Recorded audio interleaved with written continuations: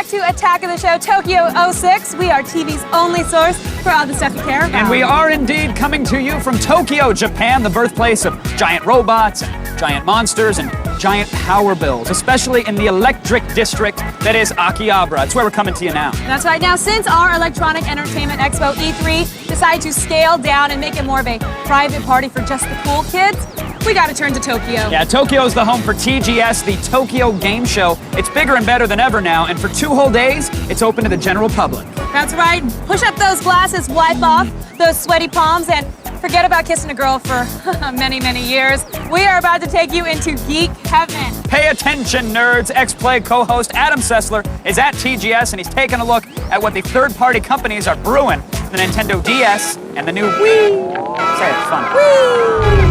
Thanks, Kevin and Olivia. Well, actually, there is no Wii here at TGS. They made all their announcements last week, both in New York and in Tokyo. But the DS is here, and that's why I'm in front of the Square booth, because they're pulling out their big guns for Nintendo's newest handheld. Okay, the first one is Final Fantasy III. This is the Final Fantasy game that everyone loves, but was never released in the US. It's now coming to the DS with some major changes. A, it's polygonal, and far more importantly, the game now has a rich story more in line with the later Final Fantasies. That game was always known for having a rather lackluster tale.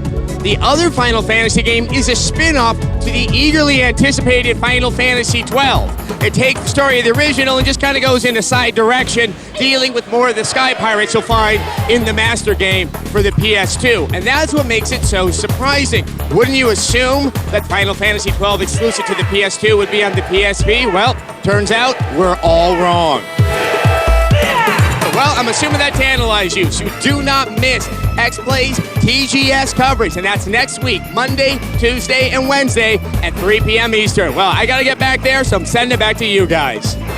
We have been soaking up all of this neon here in Akihabara, which is kind of like a mecca for geeks. But now we need to stop, take a second, smell the plastic battery-operated MP3 doubling flowers, and get to the good stuff. This is Toy Central, and we're gonna show some of it off. Let's see right here. This is Winchan. Okay. Yeah, That's now right, nerds. Your operating system now has a hot anime doll associated with it. She's very, anatomically correct. Very correct, if you know what I mean. It's exactly how I imagined Windows to be. There's also Unix and, of course, a Tiger OS. Yeah. They're really geeky and really awesome.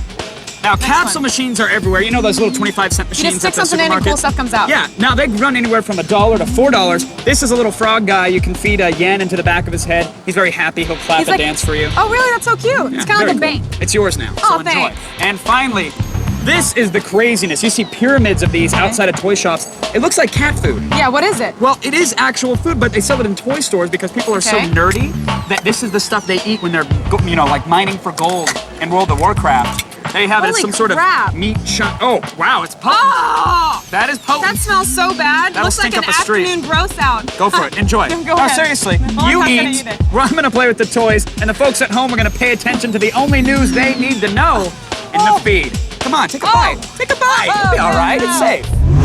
Thanks, guys. Make sure you bring me back some gadgets from Tokyo. I'm Layla Kaylee, and it's time to start the feed. The Madden curse has struck again. Every player on the cover of a Madden football game since 2000 has suffered some sort of disaster. A season-ending injury, bad slumps, even retirement. On Sunday, Seahawks running back Shaun Alexander broke a bone in his foot and will be out for several games. Players offered the cover for Madden 08 should know that this is the 8th year in a row the curse has hit. It's very real.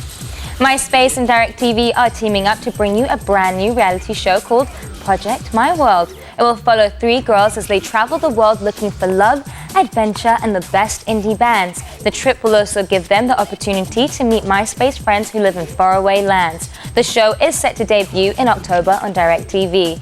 And finally, the last 2 Harry Potter films might be missing one of its leads. Emma Watson, who plays Hermione, says that while Daniel Radcliffe and Rupert Grint are eager to return, she's unsure. Signing on means Watson will be busy until she's 20, and it will definitely kill college and career plans. Lindsay Lohan might be good for the role, though she's probably better suited to play a Nimbus. Poor Lindsay, she never cuts any break. Anyway, be sure to check out g4tv.com/thefeed for the stuff I didn't have time to get to. Now you've just been fed. Let's send things back to Kevin and Olivia in Tokyo for more. All right, thanks, Layla. Now, folks, I don't care if your roommate is rummaging through your Yu-Gi-Oh cards. You sit down. You pay attention. There's plenty more Attack of the Show. Tokyo 06 coming your way. We are TV's only source for the stuff you care about. That's true. Is Japan the future of all technology? The Loop will break it down. And when the rising sun goes down, Electric Town lives it up.